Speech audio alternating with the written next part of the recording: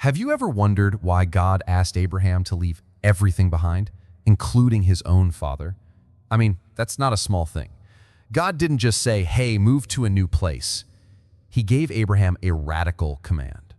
Leave your land, your relatives, and your father's house. Why? What was so wrong with his father's house that God needed to create this separation? Today we're diving into a part of Abraham's story that often gets skipped. You've probably heard about Abraham as the father of faith, but very few people talk about Terah, his actual father, and why God had to pull Abraham away from him before the promises could begin. This story starts in Genesis 11, with a man named Terah living in a place called Ur of the Chaldeans. At first glance, it's just another genealogy. Terah had 3 sons, Abram, Nahor, and Haran. Simple, right? But what if I told you that hidden behind that short list is one of the most important spiritual shifts in the entire Bible? Because Terah wasn't just Abraham's dad. He was the man God had to separate Abraham from. Let's rewind. Terah lived in Ur, a wealthy, advanced, influential city in ancient Mesopotamia. It was powerful, but deeply corrupted spiritually. And here's the twist. Terah was an idolater. That's not my opinion. That's what Joshua 24:2 tells us. God himself says, your ancestors, including Terah, the father of Abraham, lived beyond the Euphrates River and worshipped other gods. So now the question changes. It's not just why did Abraham leave home, it becomes why did God want Abraham as far away from Terah as possible? Because God was about to build something holy. A people set apart, a lineage that would carry the covenant, the law, the Messiah. And he couldn't build that on a foundation soaked in idolatry. That's why this isn't just a physical journey, it's a spiritual one. Abraham's story doesn't start with faith. It starts with separation. The very first step wasn't believing, it was leaving. Breaking away from the past, from tradition, from spiritual contamination. Before God ever gave Abraham a promise about descendants or land, he did something much more important. He pulled him out of idolatry, out of the influence of Terah. And that changes everything. You see, in today's world, we often think the opposite. We assume that we can hold on to everything from our past and just add faith on top like a cherry on a sundae. But that's not how God works. Sometimes, in order to build something new, he has to cut off the old completely, not just prune it. Separate it. And that's what he did with Abraham. But here's where it gets even more interesting. Let's go back to Genesis 11:31. It says that Terah actually began the journey toward Canaan. Yes, you heard that right. Terah started the trip. He took Abram and Lot and left Ur. That means Terah wasn't completely against the idea of moving. Maybe he even heard from God. Maybe he had the same call. But something happened. Terah stopped. The verse says, they came to Haran and settled there. Settled. Stopped. Gave up. Now, Haran wasn't Canaan. It was a halfway point, a commercial city, a place that looked a little like Ur, still spiritually compromised, still steeped in idolatry, but probably more comfortable, familiar. And Terah said, yeah, this is far enough. That's the part that hits the hardest. Terah left the land of idols, but he brought the idols with him. He started the journey, but never finished it. And spiritually, Haran became a symbol, the place of unfinished faith. That's when God turned to Abraham and said, get out. Leave your land, your kindred, your father's house. Go to the land I will show you. Now look at the order. Land, kindred, father's house. That last one is the most personal, the deepest cut. God was asking Abraham to step away from the very identity he was raised in, not because he didn't love his family, but because Abraham couldn't become who he was meant to be while still living in Terah's shadow. That command in Genesis 12:1 wasn't just geographical. It was spiritual. God wasn't saying move towns. He was saying it's time to walk away from everything that defined you before, even your own father's belief system. Because here's the truth. Terah didn't just represent a man.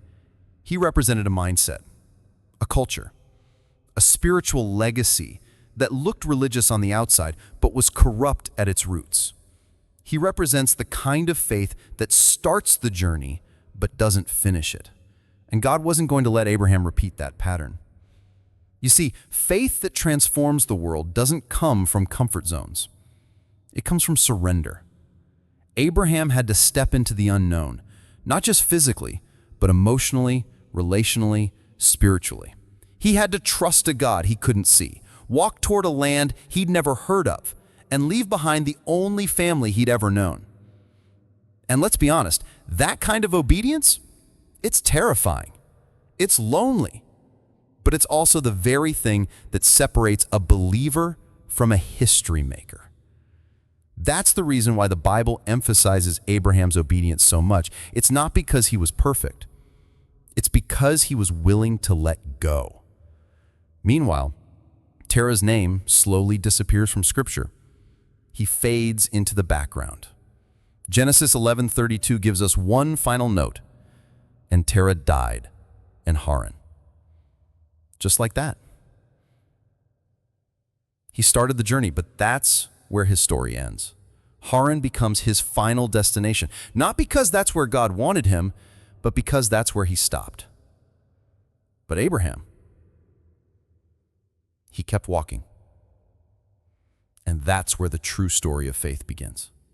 So let's pick up right where we left off. Terah, Abraham's father, dies in Haran.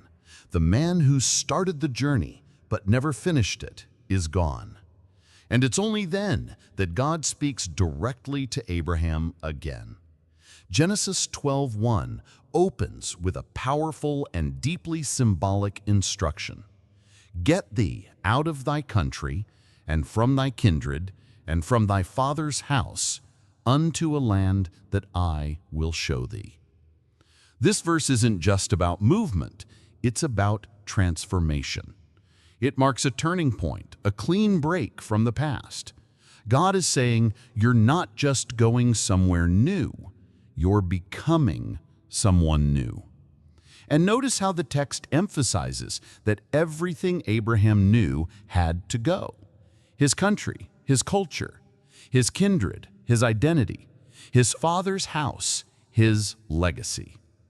God stripped it all away so that Abraham's story could begin untainted.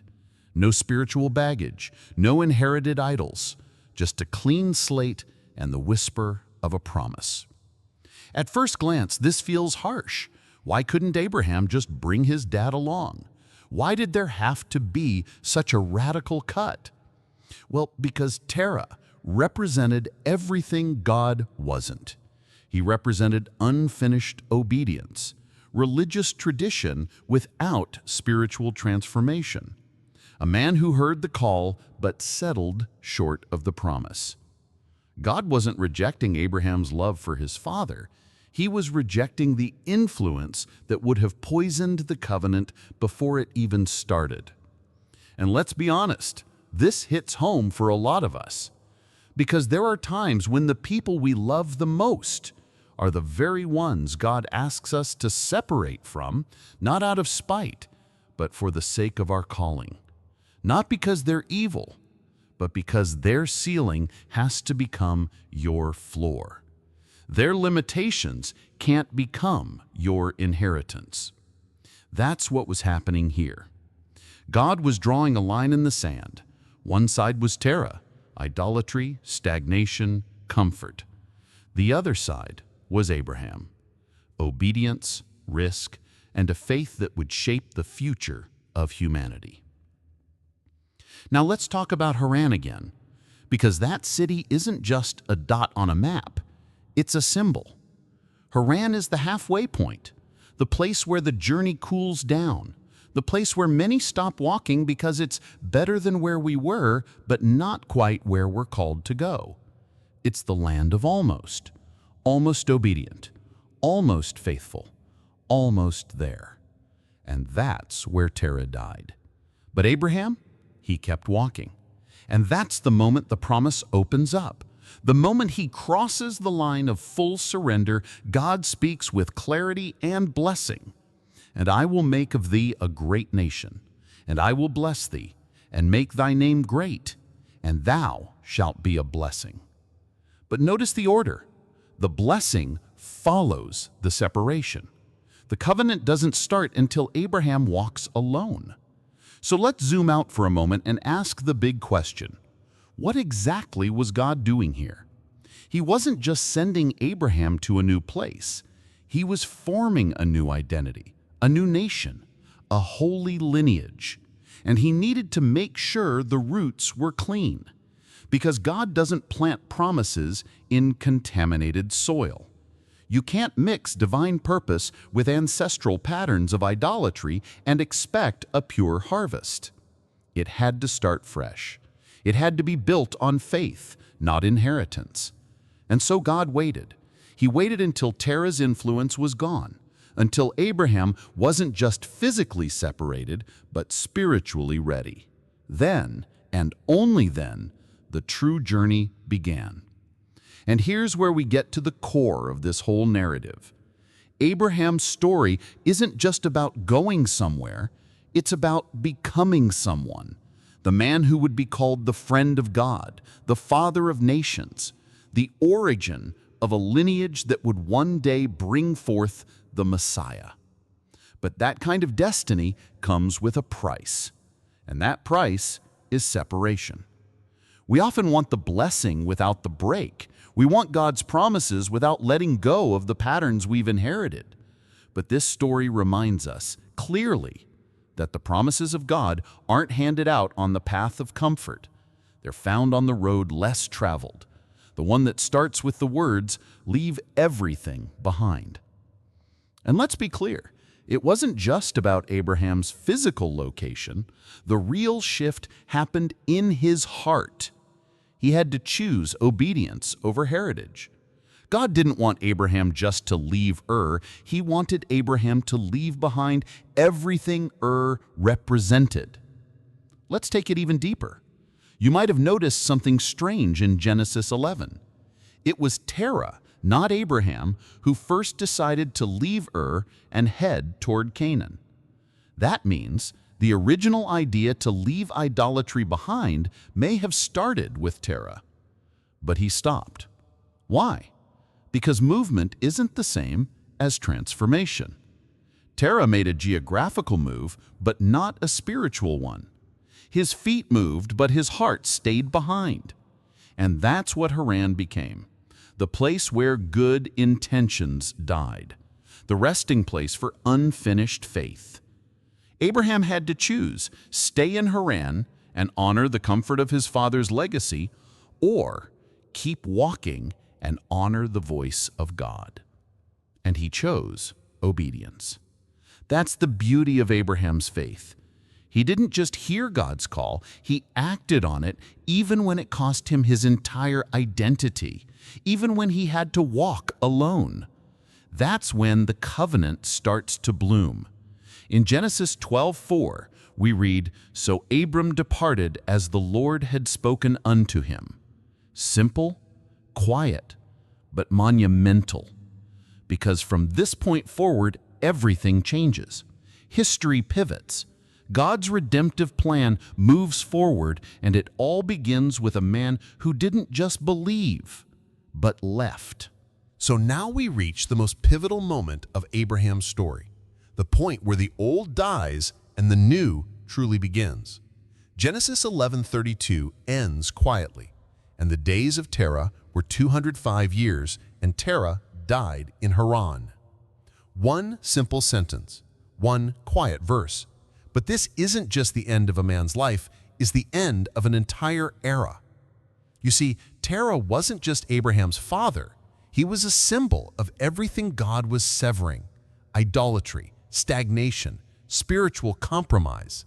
And his death in Haran marks the final irreversible cut between the old world and the divine future God was building through Abraham. In fact, what happens right after Terah dies is one of the most significant theological moments in the Bible. Genesis 12:1 immediately follows. "Now the Lord had said unto Abram, Get thee out of thy country, unto a land that I will show thee." It's not a coincidence. The moment Terah is gone, God speaks directly and clearly. No more interference, no more lingering legacy from no more spiritual shadows clouding Abraham's path. This is where Abraham's true journey begins. It wasn't when he left with his father, it was when he decided to continue without him. That's when faith finally took root. That's when the promise finally had space to breathe. Because here's the truth. You can't carry the old into the new. You can't build a holy nation with the bricks of compromise. And you can't walk into promise while still clinging to what God asked you to release. Abraham had to walk out of his father's shadow, not because his father was evil, but because the influence was incomplete. It couldn't take him all the way. And God doesn't want almost obedience. He's after all in faith. So when Terah dies, it's not just personal loss, it's prophetic closure.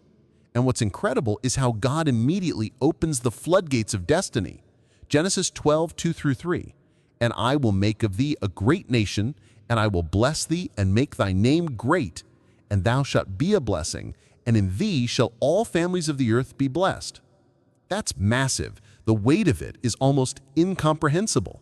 This isn't just a promise about land or prosperity, it's a global covenant. The entire human race is about to be touched through one man's decision to walk alone with God. But think about what it took to get here. Abraham had to leave everything familiar. He had to say goodbye to his family, his homeland, his safety net. He had to unlearn what his father taught. He had to walk into the unknown. And maybe the hardest part of all, he had to do it without seeing the full picture. God didn't give him a map, he gave him a direction. Go to a land that I will show you. That's it. Faith is rarely about having all the answers. It's about trusting the one who's calling you forward, even when it means walking away from everything and everyone you've ever known. Let's zoom in on that phrase one more time. Thy father's house. Why did God single that out? Why not just say, leave your country and your relatives? Because father's house represents something deeper. It's about inheritance, legacy, the spiritual DNA you're raised with. And in Abraham's case, it was a legacy of idolatry, compromise, and unfinished obedience. To walk into his future, he had to reject that inheritance. He had to trade tradition for revelation. He had to let go of comfort to receive covenant. And that's not just Abraham's story. That's our story too. How many of us are stuck halfway to our calling because we're afraid to leave Haran, because we're scared to disappoint the people who raised us, or challenge the beliefs we inherited, or step into something that doesn't come with guarantees? But Haran is where dreams go to die. It's where good intentions get comfortable. It's the land of almost. And God didn't call Abraham to almost. He called him to all. So what does this story really teach us? It teaches us that God often starts his greatest work with a break, a rupture, a radical separation. Before the promise comes, he clears the ground. He removes the influence. He ends the era. Terah had to die so Abraham could live the promise. And that's not an easy truth. It's painful. It feels like loss, but it's actually the beginning of something holy. Because God didn't just want Abraham to go somewhere, he wanted Abraham to become someone, a man of covenant, a patriarch, a pioneer of faith who would birth a nation and carry a blessing that stretched into eternity. And none of that could happen as long as Terah was in the picture. Let's go even deeper. Terah didn't just fail to reach Canaan, he settled in a city that still reflected the values of Haran was comfortable, it was prosperous, but it was still laced with idolatry. And that's the danger. Sometimes what looks like a better place is still not God's place. Comfort can deceive you. Familiarity can trap you. And if Abraham had stayed in Haran, surrounded by everything he had just left behind, he never would have stepped into destiny. But he didn't stay. He chose faith over familiarity. He chose the unknown over the comfortable. And that's why his name lives on. Abraham didn't just believe God, he obeyed God, even when it cost him his father, his culture, his safety net. And that obedience unlocked a promise that would touch every generation after him. So now when you read Genesis 12:1, it hits differently. Get out of your country, from your family, and from your father's house. This isn't just a call to movement, it's a call to transformation. And this is where the Bible transitions.